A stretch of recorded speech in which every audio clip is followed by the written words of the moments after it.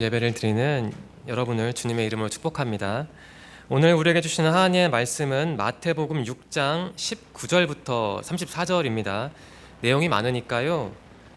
24절과 25절 그리고 33절과 34절만 제가 읽겠습니다. 저는 쉬운 성경으로 읽겠습니다. 먼저 24절, 25절입니다. 아무도 두 주인을 섬기지 못한다. 한쪽을 미워하고 다른 쪽을 사랑하든지 한쪽을 귀중히 여기고 다른 쪽을 업신여길 것이다. 너희는 하나님과 재물을 같이 섬길 수 없다. 그러므로 내가 너희에게 말한다. 너희 목숨을 위하여 무엇을 먹을까 또는 무엇을 마실까 걱정하지 마라. 몸을 위하여 무엇을 입을까 걱정하지 마라. 목숨이 음식보다 훨씬 소중하지 않느냐. 몸이 옷보다 훨씬 소중하지 않느냐. 그리고 33절과 34절입니다. 먼저 아버지의 나라와 아버지의 의를 구하여라. 그러면 이 모든 것들이 너희에게 덤으로 주어질 것이다. 그러므로 내일 일을 걱정하지 마라.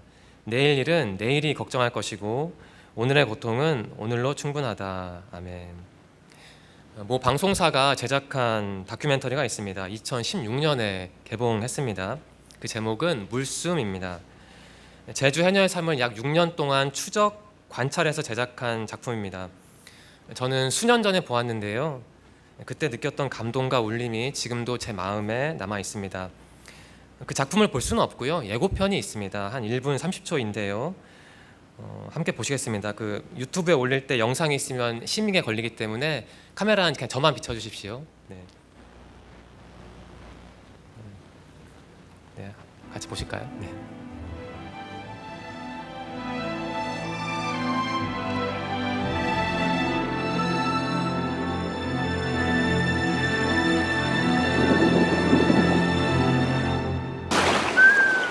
여명의 눈동자, 모래시계, 송진아 각본, 양방원 음악감독. 제주에는 매일 바다로 출근하는 여인들이 있다. 그녀들이 바다 안에 머물 수 있는 방법은 오직 숨을 멈추는 것뿐. 하루 수백 번씩 반복해서 자백질하는 해녀들에게 숨을 끝까지 참는 것은 무모한 일이다. 자기 숨이 다 있어. 자기 갈 만큼만 가. 잘라내지 못한 욕망의 숨, 바로 물숨이다.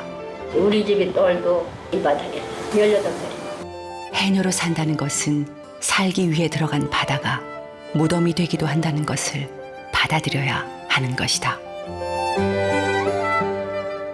바다가 밥이고 집이고 나 인생 바친 것이 바다. 한신 계획은 나 또 해녀 가고 싶은 생각이다. 최고 제작진의 감동 다큐멘터리 물숨. 9월 29일 삶과 죽음의 숨비소리가 울린다. 네, 그 물숨이라는 단어의 사전적인 뜻은 물속에서 참는 숨입니다. 제주 방언입니다. 이 다큐멘터리를 제작한 분은 고희영 감독인데요. 모 매체는 그분과 인터뷰를 한 후 기사를 냈습니다. 일부 내용을 읽어드리겠습니다. 해녀들 사이에 금기어가 한 가지 있다. 바로 물숨이다. 사람의 숨이 아닌 물의 숨, 바로 죽음이다. 제주 해녀의 삶을 기록한 다큐멘터리 감독 고희영 씨는 그 의미를 알기까지 꼬박 6년이 걸렸다고 했다. 평생 물질을 한 해녀들도 1년에 몇 명은 물숨을 쉬고 바다에서 죽는다. 죽을 줄 알고 쉬는 물숨. 왜 해녀들은 물숨의 치명적인 유혹을 참지 못하는 것일까? 숨비는 그 화면에 나왔는데요. 해녀들이 물속에 있다가 물 밖으로 나온 다음에 그 숨을 거칠게 몰아쉬는 것을 의미합니다. 이거 휘파람 불듯이요. 숨비가 억눌렸던 삶의 숨이라고 하면 물숨은 참고 참다가 내쉬는 죽음의 숨이다. 한 나이든 해녀는 해녀들만이 물속에서 쉴 수 있는 고유의 것이라고 물숨을 표현했다. 해녀들이 물속에서 좋은 물건을 발견했을 때 내는 마음의 숨이다. 그 숨을 내쉬지 못하고 삼키는 순간 곧 죽음에 이른다. 해녀들은 안다. 욕망에 사로잡히는 순간 바다는 무덤이 되고 욕망을 다스리면 바다는 인생의 넉넉한 품이 된다는 것을. 그래서 오래된 해녀들은 딸에게 맨 먼저 물숨부터 피하는 방법을 가르쳐 준다고 한다. 이런 말을 한다고 합니다. 욕심을 내지 말고 숨만큼만 따. 눈이 욕심이야. 욕심을 잘 다스려야 해. 기사를 읽어드렸는데요. 방금 그 내용과 방금 전에 본 영상을 한번 조합해 보십시오. 여러분은 무엇을 느꼈습니까? 해녀는 아무런 기계 장비 없이 간단한 도구를 이용해 자맥질을 해야 합니다. 따라서 욕심을 내면 안 됩니다. 자기 숨, 즉 폐활량을 잘 알고 그에 맞게 버릴 건 버려야 합니다. 올바른 선택을 해야 합니다. 눈앞에 좋은 해산물이 있다고 욕심을 부려 잘못된 선택을 하면 죽을 수 있습니다. 기억하실 텐데요. 방금 전에 본 예고편에 이런 자막이 있었습니다. 하루에 수백 번씩 반복해서 자맥질하는 해녀들에게 숨을 끝까지 참는 것은 무모한 일이다. 달리 말하면 잘못된 선택은 위험하다는 겁니다. 선택. 오늘 설교 본문의 주제가 바로 선택입니다. 우리는 신앙생활하면서 또 삶을 살아가면서 끊임없이 선택에 노출됩니다. 둘 중에 하나 혹은 여러 개 중에 하나를 선택해야만 하는 상황이 있습니다. 그런 상황이 정말 많습니다. 그리고 적지 않은 경우에 우리는 하나님과 다른 어떤 것 혹은 하나님과 다른 어떤 사람 사이에서 선택을 해야 할 일을 겪습니다. 앞에서 적지 않은 경우라고 말씀을 드렸는데요. 사실 하루에도 몇 번씩 그런 경우가 있습니다. 한번 이렇게 정리하겠습니다. 하나님과 세상 사이에서 우리는 하나님과 세상 사이에서 어느 쪽으로 가야 합니까? 우리의 선택지는 무엇인가요? 19절부터 24절 말씀은 두 가지 선택지를 보여줍니다. 첫 번째 선택지는 하나님입니다. 그리고 두 번째 선택지는 돈입니다. 어떤 학자는 이 부분을 이렇게 정리합니다. 너의 주인을 선택하라. 하나님이냐 재물이냐 이렇게 정리하는 학자가 있습니다. 여러분의 주인은 하나님인가요? 아니면 재물, 그러니까 돈인가요? 이 질문과 관련해서 19절부터 20절 말씀을 함께 살펴보겠습니다. 제가 쉬운 성경으로 읽겠습니다. 너희를 위하여 세상에 재물을 쌓아두지 마라. 땅에서는 좀이 먹거나 녹슬어 못 쓰게 되고 도둑이 와서 훔쳐갈 것이다. 그러므로 너희의 재물을 하늘에 쌓아두어라. 하늘에서는 좀이 먹거나 녹슬지 않으며 도둑이 들어와 훔쳐가지도 못할 것이다.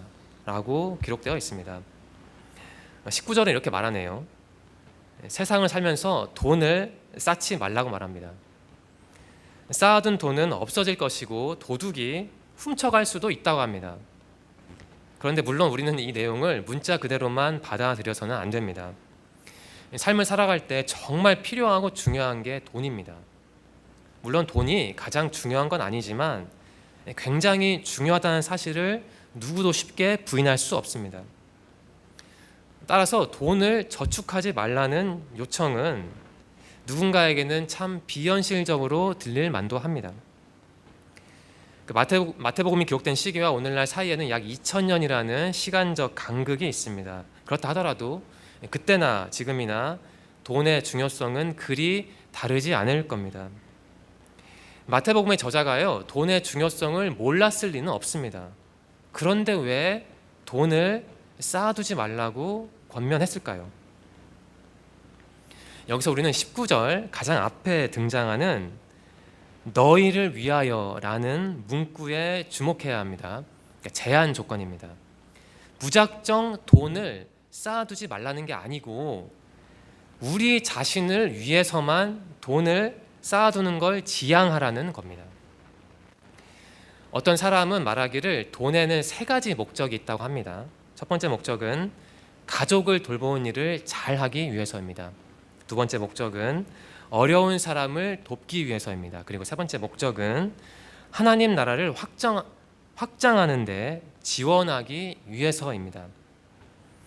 이것은 누구나 제시할 수 있는 간단한 논리입니다. 하지만 동시에 반박하기 어려운 탄탄한 논리라는 생각도 듭니다. 돈은 가족을 부양하기 위해 모으는 것이고 돈은 어려운 이웃을 돕기 위해 모으는 것이며 돈은 하나님을 기쁘게 하기 위해서 모으는 것이라고 합니다.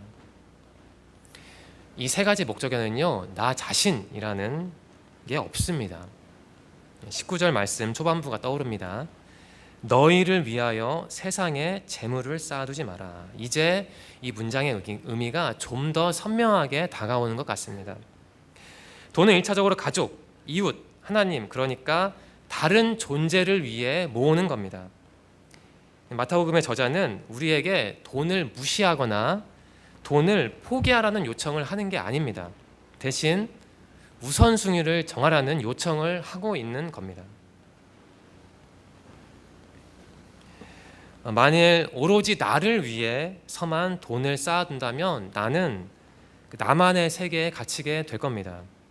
그 과정이 반복되고 강화되면 가족도 이웃도 하나님도 나와 별 상관없는 존재로 전락하거나 혹은 그저 나를 위해 존재하는 도구가 될 수도 있습니다. 그러니까 오직 나를 위해 사는 건요, 신앙적이지도 않고 사회적이지도 않고 또한 윤리적이지도 않습니다. 나를 위해서만 돈을 쌓아두는 것, 그것은 마치 게임 중독에 빠진 것과 같다고 저는 생각합니다. 게임 중독자에게는 가족도 이웃도 하나님도 사실 사치입니다. 나만 있으면 됩니다. 아무도 필요 없고 다만 게임 친화적인 키보드와 인터넷과 모니터와 약간의 간식만 있으면 인생이 완벽하게 되는 게 바로 게임 중독입니다. 그런 심리와 비슷한 게 바로 나만을 위해서 돈을 모으는 일이 아닐까라는 생각이 듭니다. 마태복음 저자는 돈이라는 주제를 통해 나만의 세계에 빠지는 걸 경계합니다. 그래서 저자는 이어서 이렇게 말하는 겁니다. 그러므로 너희의 재물을 하늘에 쌓아두어라. 우리는 여기서 하늘이라는 단어를 하나님 나라로 이해할 수 있습니다. 하나님 나라는 죽음 이후의 세계일 뿐만 아니라 하나님이 통치하시는 상태를 의미합니다. 하나님의 통치는 그분의 사랑과 자비를 물론 포함합니다. 하나님 나라는 나만 있는 나라가 아니고 그분을 믿는 여러 사람과 공동체가 있는 나라를 의미합니다. 그렇다면 하나님 나라를 위해 돈을 쌓아두라는 말은 타인을 위해 돈을 쌓아두라는 말로 조심스럽게 한번 바꿔볼 수 있습니다. 조금 고급스럽게 표현하겠습니다. 이것은 타인 지향적인, 타자 지향적인 삶을 살라는 권면입니다. 그것은 하나님과 그분의 나라를 지향하는 삶입니다. 예수님의 사역과 죽음과 부활을 한번 떠올려 보십시오. 예수님은 다른 사람들을 위해 일하셨고 다른 사람들을 위해 죽으셨고 또 다른 사람들을 위해 부활하셨습니다. 예수님의 모습을 제대로 묵상한다면 하나님 나라가 어떠한 모습인지 충분히 파악할 수 있습니다. 정리하겠습니다. 19절부터 24절 말씀은 우리에게 선택을 요청합니다. 하나님을 선택할 것인가 아니면 돈을 선택할 것인가? 이 물음을 조금 더 쉽게 구체적으로 바꿔보겠습니다. 당신은 하나님 나라를 위해 다른 사람들을 위해 활동하며 살 겁니까? 아니면 오로지 당신 자신만을 위해 돈을 바라보며 살 겁니까? 이렇게 바꿔서 생각할 수 있습니다. 우리 청년들은 이 질문에 어떻게 대답할 건가요? 답변을 하실 때 24절 말씀을 깊이 묵상하기 바랍니다. 제가 읽겠습니다. 아무도 두 주인을 섬기지 못한다. 한쪽을 미워하고 다른 쪽을 사랑하든지 한쪽을 귀중히 여기고 다른 쪽을 업신 여길 것이다. 너희는 하나님과 재물을 같이 섬길 수 없다라고 마태복음 저자는 기록하고 있습니다. 19절부터 24절 말씀은 하나님과 돈이라는 두 가지 선택지를 제시했습니다. 이어지는 25절부터 34절 말씀도 역시 우리에게 두 가지 선택지를 보여줍니다. 하나는 하나님이고 다른 하나는 걱정입니다. 어떤 학자는 이 부분을 이렇게 산뜻하게 정리합니다. 너의 제공자를 선택하라. 하나님이냐 근심이냐라고 정리합니다. 사실 우리는 걱정을 피할 수가 없습니다. 신생아 아닌 이상 어찌 걱정 한 조각 없이 24시간 365일 평안하게 살 수 있겠습니까? 걱정이라는 게 삶에서 그처럼 불가피하다면 그것을 무조건 피하려는 태도는 사실 현명한 게 아닙니다. 대신 걱정을 마주하고 이해해서 그 걱정을 통제하는 게 중요합니다. 25절 말씀입니다. 그러므로 내가 너희에게 말한다. 너희 목숨을 위하여 무엇을 먹을까 또는 무엇을 마실까 걱정하지 마라. 몸을 위하여 무엇을 입을까 걱정하지 마라. 목숨이 음식보다 훨씬 중요하지 않느냐. 몸이 옷보다 훨씬 중요하지 않느냐라고 말하고 있습니다. 걱정하지 마라라는 명령법이라 할까요? 아니면 권유문이라 할까요? 어쨌든 이게 두 번 나옵니다. 그러니까 걱정하지 않는 게 그만큼 중요하다는 교훈을 우회적으로 표현하는 것 같습니다. 걱정을 의미하는 그리스어 단어는 메림나오입니다. 이 단어는 삶의 문제에 대해 염려하는 강렬한 감정을 표현하는 단어라고 합니다. 그러니까 인생에서 다가오는 일상의 문제에 대해 근심하는 것을 의미합니다. 그러니까 단순히 가볍게 근심 걱정하는 게 아니고 너무 걱정이 심해서 다른 일을 못할 정도의 그러한 상태를 메림나오라는 단어가 뜻하는 겁니다. 걱정은 하나님에 대한 신뢰 부족을 나타낼 수 있습니다. 예수님도 그렇게 말씀하셨죠. 그러니까 우리가 하나님을 제대로 바라보지 않을 때 혹은 우리가 하나님을 제대로 바라보지 못할 때 걱정은 우리 마음의 바닥에서 위로 상승합니다. 그리고 우리의 생활을 휘젓고 다닙니다. 마태복음 저자는 우리를 걱정하게 만드는 요소를 제시합니다. 26절부터 31절의 내용이 그것을 보여줍니다. 한번 여러분 눈으로 빠르게 한번 보시기 바랍니다. 우리가 성경을 읽고 설교를 들으면서 수도 없이 접한 내용이 바로 26절부터 31절입니다. 그래서 우리는 이 부분을 그냥 식상한 것으로 흘려 넘길 수도 있는데요. 그러한 안일함을 조심해야 합니다.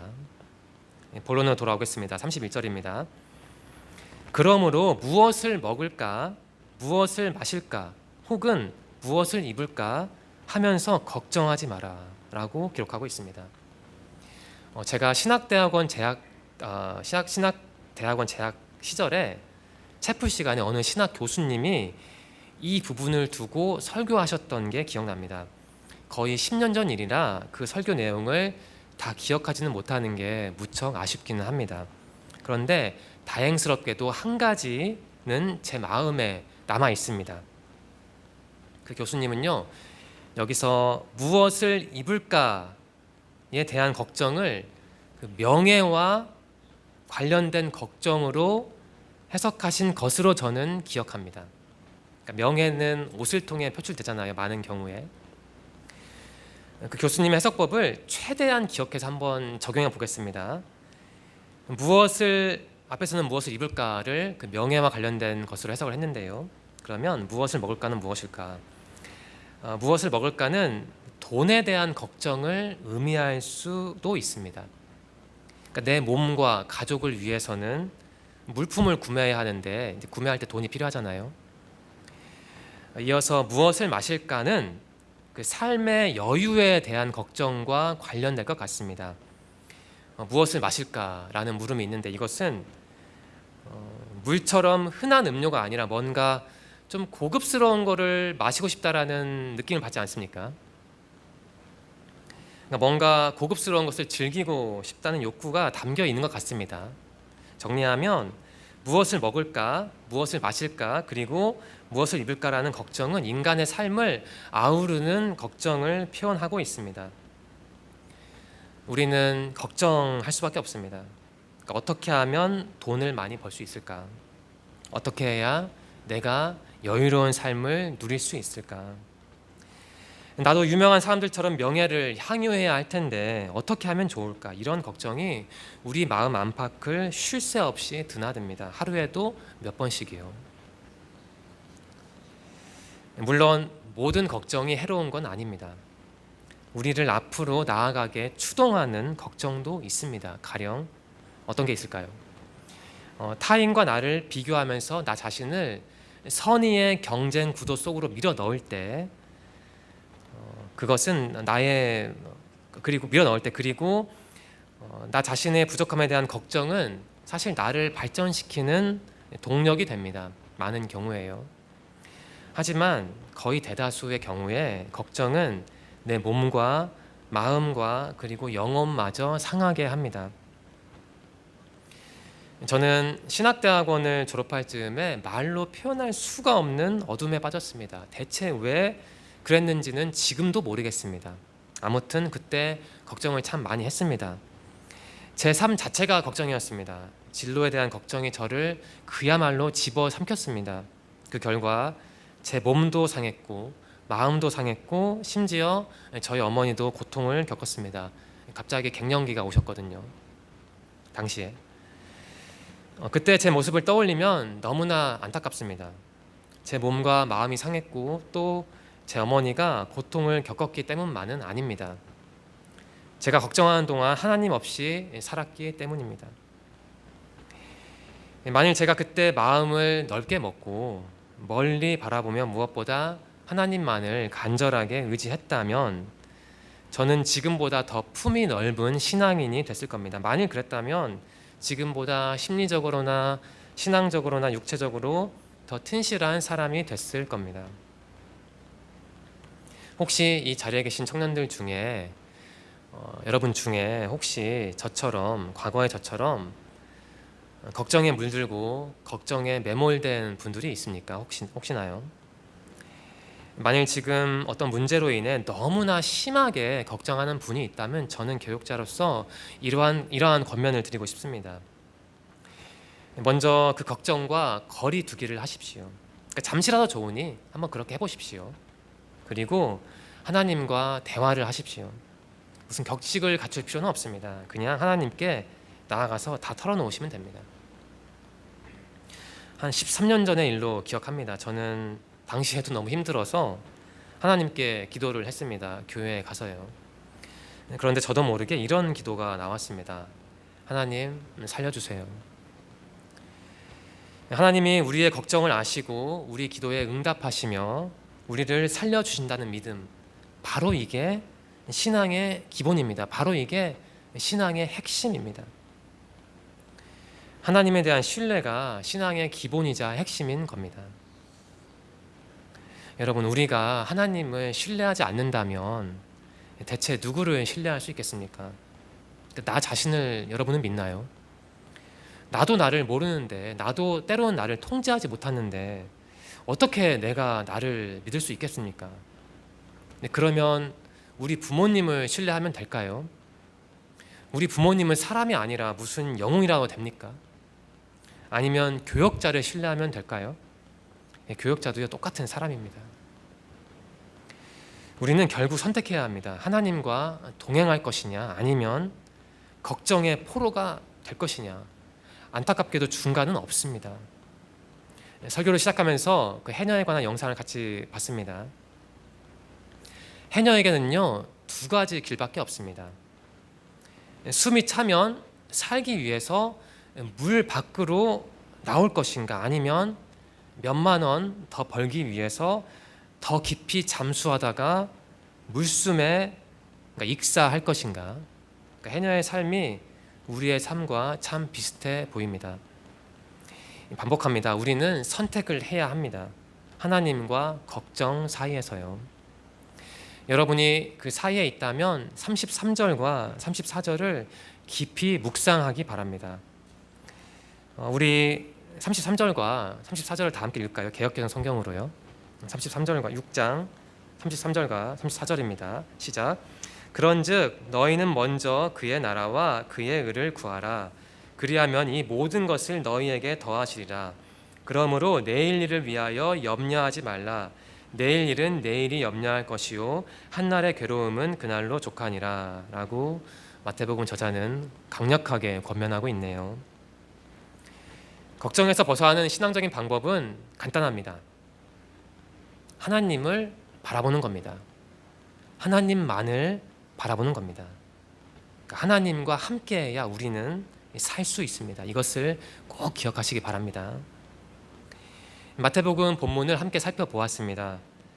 세 가지 질문을 드리겠습니다. 첫 번째 질문입니다.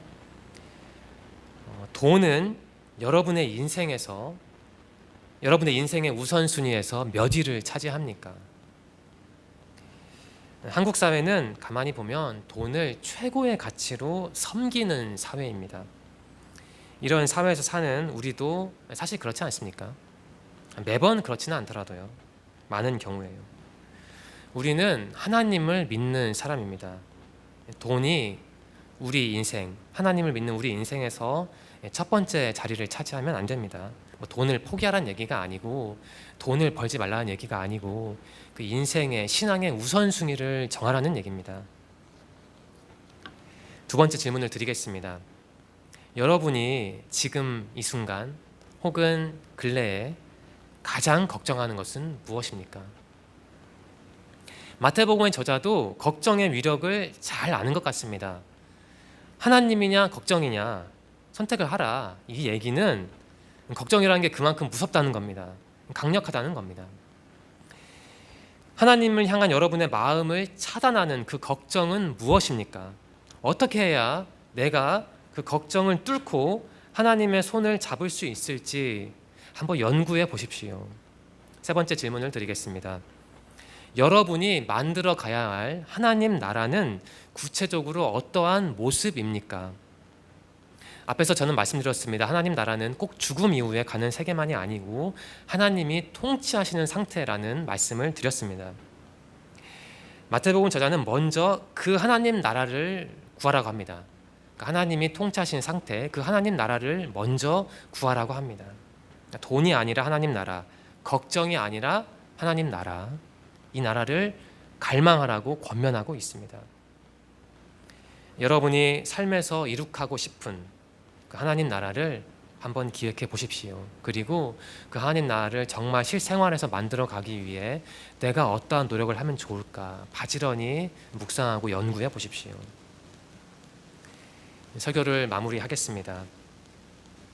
인간은 갈림길에 선 존재입니다. 우리는 선택해야 하는 존재입니다. 하나님과 세상 사이에서 어느 쪽을 바라보고 어느 쪽으로 향해야 할지를 늘 선택해야 합니다. 우리는 잘 알고 있습니다. 하나님이 가장 중요한 분이라는 사실을 잘 알고 있습니다. 그런데도 그 알을 실천하기가 무척 어렵다는 사실도 역시 잘 알고 있습니다. 하나님을 비껴가는 세상은 돈과 걱정으로 구성되어 있습니다. 우리는 살면서 적지 않은 경우에 돈을 가장 섬기고 하나님 말씀에 대한 묵상보다는 나에 대한 걱정에 몰두하는데 더 많은 에너지를 소비합니다. 그게 우리의 현실입니다. 돈과 걱정의 사슬을 끊고 하나님께 나아가는 일은 결코 쉽지 않습니다. 그럼에도 불구하고 우리는 그렇게 해야만 하는 사람들입니다. 왜냐하면 우리는 하나님을 섬기는 신앙인이니까요. 우리가 가장 의지할 수 있는 분, 우리를 구원하실 수 있는 분은 하나님뿐입니다. 그러하기 때문에 우리가 돈에 대한 걱정을 뚫고 하나님께 끊임없이 나아가야 하는 것입니다. 오늘 설교를 한 줄로 요약하고 싶습니다. 바로 이겁니다. 돈과 걱정을 넘어 하나님께로. 저는 이번 주 우리 청년들이 이 마태복음 말씀을 깊이 그리고 반복적으로 묵상하기를 바랍니다. 그러한 묵상을 통해 돈과 걱정의 울타리를 한번 넘어보기를 바랍니다. 그 울타리를 넘어서 하나님께 나아가기를 바랍니다. 그래서 하나님과 더 친밀하게 동행하기를 간절히 소망합니다. 기도드리겠습니다. 하나님 감사합니다. 우리를 기억해 주시고 예배의 자리로 인도하시니 감사합니다. 오늘 우리는 어려운 선택에 대해 배웠습니다. 하나님과 돈, 하나님과 걱정 사이에서 하나님을 선택해야 한다는 것을 배웠습니다. 주님, 우리가 사는 사회는 끊임없이 돈이 가장 중요하다고 가르칩니다. 우리를 늘 걱정하게 만듭니다. 그래서 때로 우리는 주님을 놓칠 때도 있습니다. 주님은 우리가 방황할 때도 길을 열어주시는 분임을 믿습니다. 우리가 삶을 살면서 흔들릴 때도 있지만 오히려 흔들릴 때 주님을 더 찾고 더 기도하고 말씀을 더 묵상하기를 원합니다.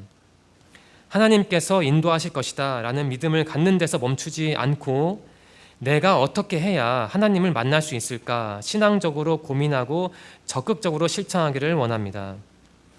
지난 한 주도 지켜주신 주님, 새로운 일주일이 우리 앞에 있습니다. 세상에서 살아갈 때 우리의 몸과 마음과 신앙을 지켜주시옵소서. 주님만을 의지할 수 있는 힘도 주시옵소서. 인도하실 것을 믿으며 예수님의 이름으로 감사하며 기도드립니다. 아멘.